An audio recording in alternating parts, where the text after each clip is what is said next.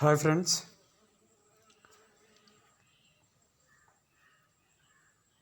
we got our One Life newsletter with the latest updates. This is released on November 17th, 2020.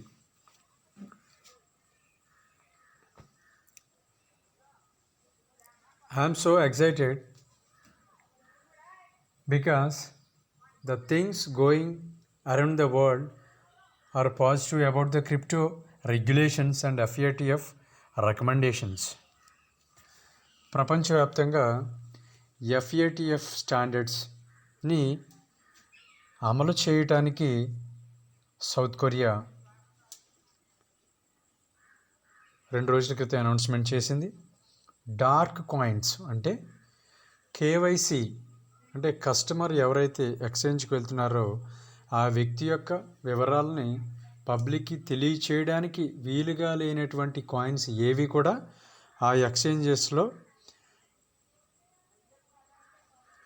Exchange చేయడానికి అనుమతించలేదు south Korea. ఇదే విషయం 4 సంవత్సరాల క్రితం నిజంగా ఆవిడ ఒక అద్భుతం ప్రపంచానికి. ఒకే పని చేస్తారు లైఫ్ లాంగ్, అది చాలు ప్రపంచం మొత్తంని మార్చేస్తారు వాళ్ళు. అలాంటి ఒక నిర్ణయం తీసుకున్నారు ఒక ఆవిడే డాక్టర్ రూజ్ ఇగ్నిటో మేడం. వన్ కాయిన్ అనేది బిట్ కాయిన్కి ప్రత్యామ్నాయం. ఎందుకు? కేవైసీ లేనటువంటి క్రిప్టో కరెన్సీలన్నీ కూడా ప్రపంచం చూసింది అప్పటి వరకు. Without having a KYC, without having a monetary policy, without having a AML policy in the crypto industry. After that,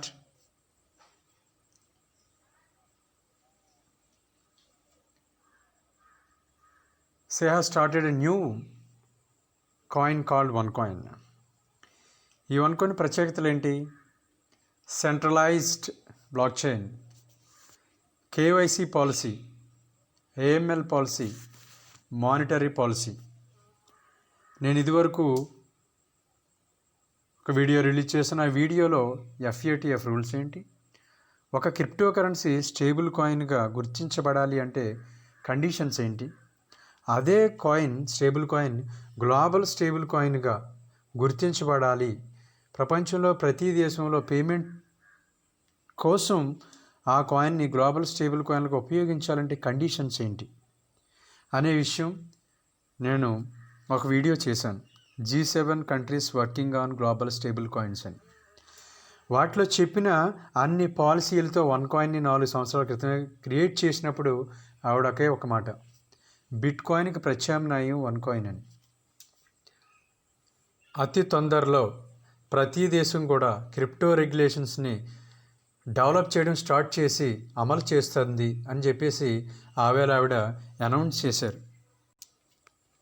అంటే వన్ కాయిన్ రిలీజ్ అయిన తర్వాత ప్రతి దేశం కూడా లీగలైజేషను,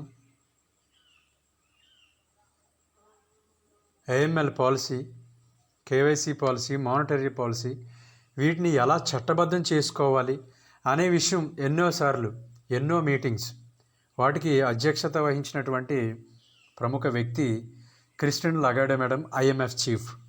ఎన్నో మీటింగ్స్ కండక్ట్ చేశారు. ప్రతి దేశం నుంచి ప్రతినిధుల్ని ఆహ్వానించి వాటికి క్రిప్టో ఎడ్యుకేషన్ చేశారు.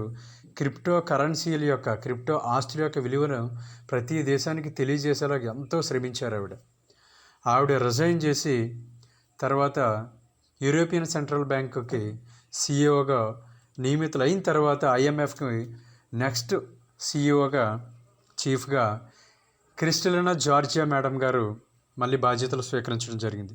ఆవిడ కూడా ప్రపంచంలో ఉన్నటువంటి ఆ దేశాధినేతలకి, సెంట్రల్ బ్యాంక్ గవర్నర్స్కి మీటింగ్స్ కండక్ట్ చేస్తూ క్రిప్టో ఆస్తుల వల్ల వచ్చేటువంటి ఉపయోగాలు ఏంటి, ఆ దేశాలకు వచ్చేటువంటి డెవలప్మెంట్, అభివృద్ధి ఎలా సాధిస్తాయనే వాటి మీద వాళ్ళు అవగాహన కల్పించారు. ఎన్నో మీటింగ్స్ కండక్ట్ చేశారు. ఆ మీటింగ్స్ యొక్క ముఖ్య ఉద్దేశం ఏంటి?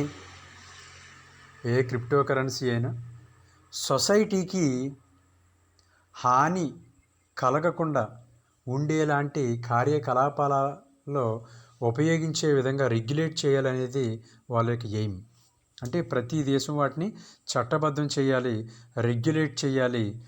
ఏ వ్యక్తి ఎక్స్చేంజ్లో ఎంత కరెన్సీని వాళ్ళు ఎక్స్చేంజ్ చేస్తున్నారనే విషయం ఆయా దేశాలకి తెలిసి ఉండేలాగా వాటిని కంట్రోల్ చేయాలనేటువంటి విషయాన్ని అన్ని దేశాలకి తెలిసేలాగా చేయడం కోసం అన్ని మీటింగ్స్ కండక్ట్ చేశారు వాళ్ళు.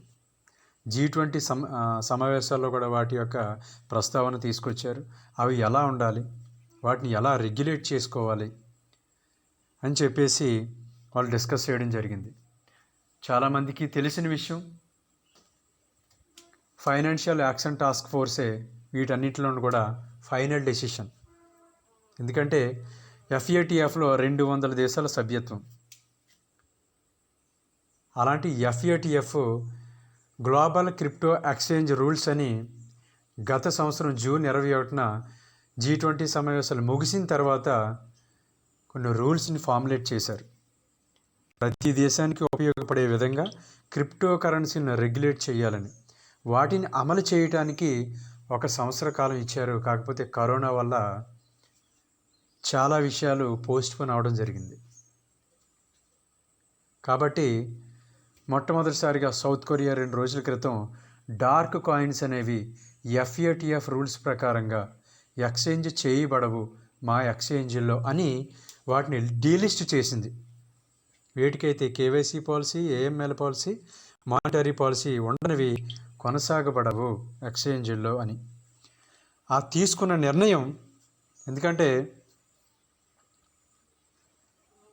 మార్చి 2021 నుంచి అమల్లోకి వస్తుంది.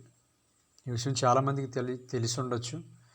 ఏదైనా ఒక చట్టం కానీ ఒక కొత్త బిల్లు కానీ చేసినట్లయితే చేసిన మరుసటి రోజు నుంచి అమల్లోకి రాదండి. వాటికి certain period of time gap ఇచ్చి తర్వాత నుంచి అమలు చేస్తుంటుంది ప్రతి గవర్నమెంట్. అలాగే ఈ సౌత్ కొరియా తీసుకున్న నిర్ణయం మార్చి 2021 నుంచి అమల్లోకి వస్తుంది. ఎందుకు FATF రూల్స్ని ప్రతి దేశం అమలు చేస్తానని G20 సమావేశాల్లో వాళ్ళు అంగీకరించారంటే వాటి వల్ల ప్రతి దేశానికి ఉపయోగాలే ఎక్కువ.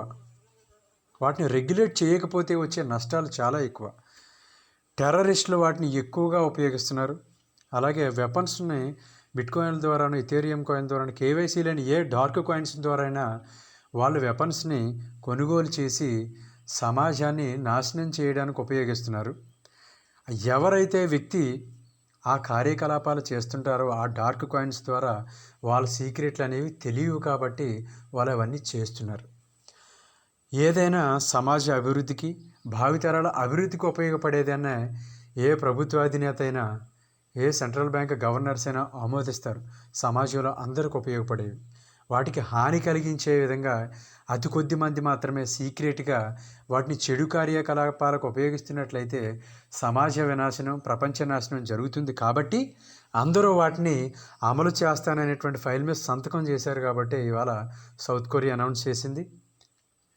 సూన్ వాళ్ళు చెప్పినటువంటి విషయం, ఫైనాన్షియల్ సర్వీస్ కమిషన్ మనకు చెప్పినటువంటి న్యూస్ ఏంటంటే FATF స్టాండర్డ్స్ ప్రకారం పేమెంట్స్ యాక్ట్ ఒకటి తయారు చేయబడింది.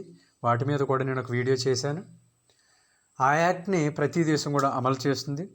ఆ యాక్ట్ ప్రకారంగా ప్రతి crypto currency KYC policy submit చేయాలి, AML పాలసీ సబ్మిట్ చేయాలి, మానిటరీ పాలసీ. ఎందుకంటే ఒక దేశం నుంచి ఇంకొక దేశానికి ఫండ్స్ ట్రాన్స్ఫర్ అయ్యేటప్పుడు, డబ్బులు ట్రాన్స్ఫర్ అయ్యేటప్పుడు మనీ లాండరింగ్ జరుగుతుంది చాలా చోట్ల. వాటిని అరికెట్టే విధంగా ఏ క్రిప్టో కరెన్సీ అయినా కానివ్వండి, వాటికి కూడా AML పాలసీ ఉండాలి, మానిటరీ పాలసీ ఉండాలి, సెక్యూరిటీ ఉండాలి, సేఫ్టీ ఉండాలి. కస్టమర్ డేటా ఎంతవరకు పబ్లిక్ చేయొచ్చు, ఎంతవరకు చెయ్యకూడదు అనేటువంటి రూల్స్ని FATF రిలీజ్ చేసింది. వాటి మీద కూడా ఒక వీడియో చేస్తాను త్వరలో, చూడండి ఫ్రెండ్స్. కాబట్టి ఎందుకు నేను ఎక్సైట్మెంట్తో ఉన్నానంటే గతంలో మేడం గారు చెప్పిన విషయాలు అతి త్వరలో ప్రతి దేశం కూడా క్రిప్టో కరెన్సీస్ని రెగ్యులేట్ చేస్తారని చెప్పారు. ఇదే విషయం చాలామంది లీడర్స్ చెప్పారు, అతి త్వరలో రెగ్యులేట్ చేస్తున్నారని. కాబట్టి అవి పూర్తయ్యాయి. కాబట్టి 2021 జూన్ కల్లా ప్రతి దేశం కూడా వాటిని అమలు పరుస్తుంటాయి. నిర్ణయం తీసుకోవడం కాదు, అమలు పరుస్తూ ఉంటాయి.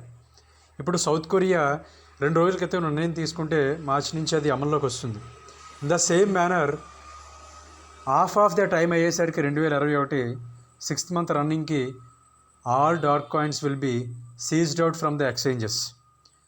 ఇదే అండి అద్భుతమైన ప్రపంచాన్ని సృష్టిస్తారని ఒక మేడం గారు చెప్పడం అంటే, ఫ్రాడ్ లేనటువంటి, మనీ లాండరింగ్ జరగనటువంటి, భావితరాలకు ఉపయోగపడేలాంటి ఒక కొత్త పేమెంట్ సిస్టమ్ని తీసుకొస్తానని చెప్పి వాటిని ప్రపంచ అధినేతలు రెగ్యులేట్ చేసే దిశగా ఉంటారు అని 4 సంవత్సరాల క్రితం చెప్పారంటే అది విజన్ అంటే.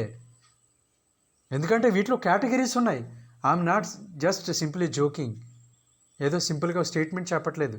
2013 నుంచి FATF స్టాండర్డ్స్ ప్రకారంగా స్టేబుల్ కాయిన్స్ అంటే ఏంటి, ఏ క్రిప్టో కరెన్సీ అయినా స్టేబుల్ కాయిన్గా మనగలగాలి అంటే కండిషన్స్ ఏంటి, కన్వర్టబుల్ వర్చువల్ కరెన్సీస్ అంటే ఏంటి, నాన్ కన్వర్టబుల్ వర్చువల్ కరెన్సీస్ అంటే ఏంటి, గ్లోబల్ స్టేబుల్ కాయిన్స్ అంటే ఏంటి, ప్రతిదీ కూడా నేను వీడియో చేశాను.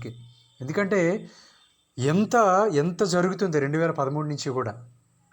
FATF, IMF, G20 ఇవన్నీ వీటి మీద అవగాహన కల్పిస్తున్నాయి. That is the reason I'm so excited, I'm so happy now. Dark coins అన్నీ కనుమరుగవుతాయని చెప్పేది ఎప్పుడు స్టార్ట్ అయింది? Okay friends, thank you very much.